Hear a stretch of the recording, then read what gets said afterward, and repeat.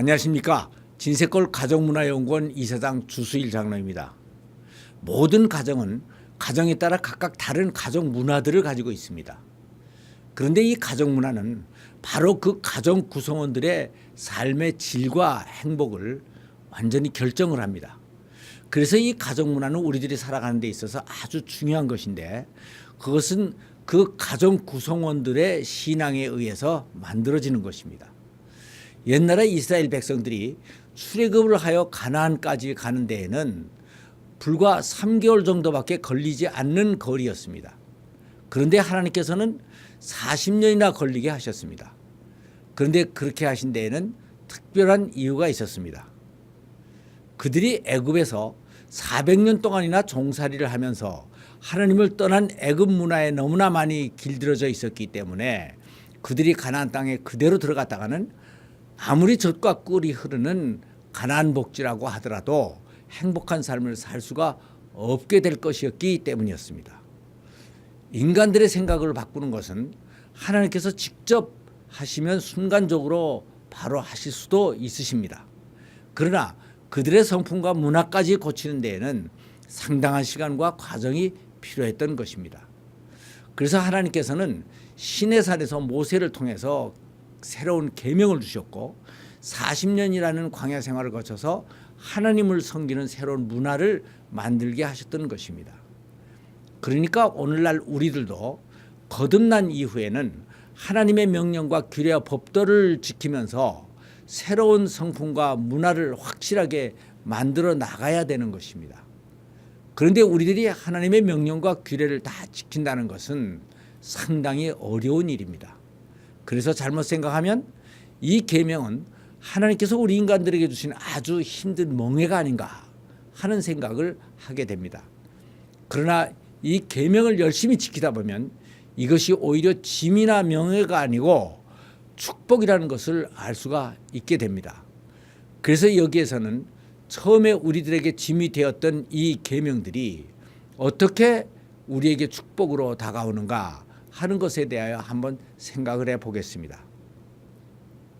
처음 예수를 믿으면 우선 우리들의 생각과 가치관이 바뀌게 됩니다. 그리고 다음에는 우리들의 행동이 바뀌게 되는데 이 행동으로 바뀌는 과정이 아주 힘이 드는 것입니다. 그러나 독하게 마음을 먹고 이것을 계속 지키다 보면 이것이 나의 습관이 됩니다.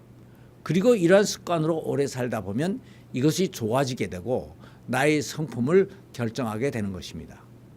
이렇게 해서 나의 성품이 바뀌고 또 너의 성품도 바뀌면 이것이 바로 우리 문화가 되는데, 그러면 우리들은 이 문화 속에서 마음껏 행복을 누리게 되는 것입니다.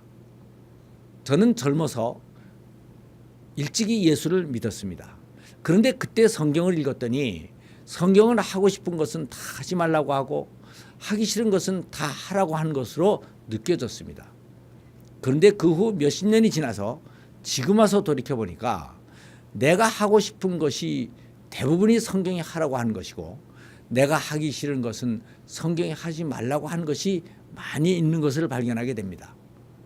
이렇게 되기까지는 그동안 상당히 많은 노력과 힘이 들어갔습니다. 그런데 일단 이렇게 좋은 습관과 성품이 생기게 되면 그 다음의 신앙생활은 그렇게 힘이 들지가 않고 오히려 보람과 재미를 느끼면서 신앙생활을 할 수 있게 되는 것입니다. 그래서 여기서는 그동안 우리들의 가정에서 잘못된 생각에 의해서 잘못 만들어져서 우리들을 그렇게 힘들게 했던 몇 가지의 가정 문화에 대해서 생각을 해보겠습니다. 창세기 2장 24절을 보면 이름으로 남자가 그 부모를 떠나 아내와 연합하여 둘이 한 몸을 이룰지로다 라고 하는 말씀이 있습니다.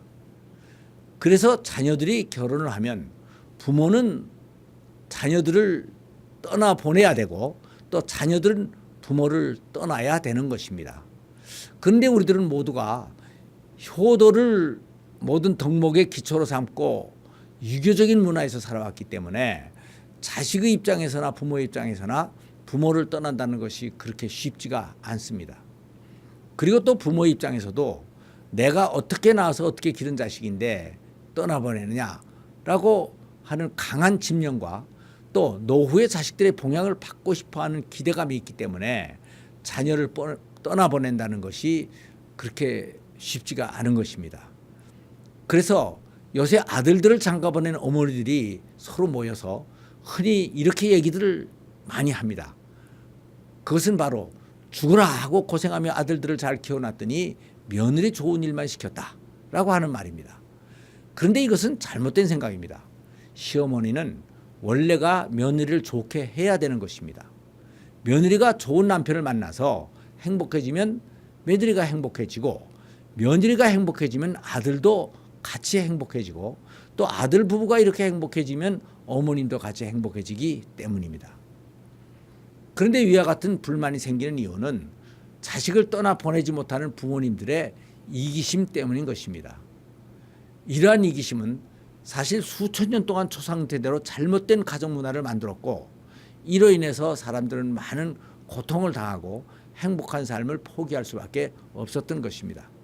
그런데 이제는 성경에 의해서 자식들이 결혼하면 부모는 떠나고 부모들은 자녀들을 떠나 보내주어야 된다는 진리가 드러났습니다. 그래서 시어머니가 아들에 대한 주도권을 포기해야 되고, 너희들이 서로 사랑하면서 행복하게 사는 것이 바로 부모가 바라는 것이었다고, 그것이 바로 또 나의 행복이 된다는 것을 보여줘야 되는 것입니다. 그래야 며느리가 시어머니에게 감사하는 마음을 가지게 되고 마음으로부터 우러나오는 효도를 할 수 있게 되는 것입니다. 자식이 먼저 떠나겠다고 주장을 하면 불효가 되기가 쉽습니다. 그리고 또 부모는 섭섭해지는 것입니다. 그리고 또 우리나라의 남자들은 기뻐도 기쁜 빛을 얼굴에 나타내지 않고 슬퍼도 슬픈 빛을 얼굴에 나타내지 않는 것이 군자의 도다라는 사서삼경의 가르침을 받아서 부부가 사랑을 해도 속으로 은근히 해야지 겉으로 사랑한다느니 또는 좋아한다느니 하는 표현을 하면 이것은 팔불출이로 여기면서 살아왔습니다. 그리고 어른 앞에서 자식을 또 너무 귀여워해도 부모에 대한 예의가 아닌 것으로 여기는 문화가 있었습니다. 그런데 이제 우리들은 때와 시기에 맞는 말은 은쟁반의 금사가다라고 하는 잠언의 말씀을 보았고, 사랑은 표현을 통해서 주고받는 가운데서 더 풍성해진다는 진리를 깨닫게 됐습니다. 그러니까 이제는 이러한 성경 말씀을 기초로 한 새로운 가족 문화를 만들어야 되는 것입니다. 그런데 이렇게 되기 위해서는 나 혼자만 예수를 믿고 구원을 받으면 된다는 생각을 해서는 안 되는 것입니다. 그리고 내 온 가족의 신앙생활에 관심을 가지고 온 식구들에게 다 복음을 전하고 또 그들의 성품까지도 변화시켜서 크리스천의 가정 문화까지 완성을 해야만 가정이 천국이 이루어지는 것입니다. 사도행전 16장 31절을 보면 주 예수를 믿으라 그리하면 너와 너희 집이 구원을 얻으리라 라고 하는 말씀이 있습니다. 이 말씀은 믿음은 나 하나만의 믿음으로 끝나지를 않고 온 가족의 믿음으로 확산되어서 또 올바른 가정 문화를 만들어야만이 우리들의 가정에 완전한 구원이 이른다는 것을 가르쳐주고 있는 것입니다. 감사합니다.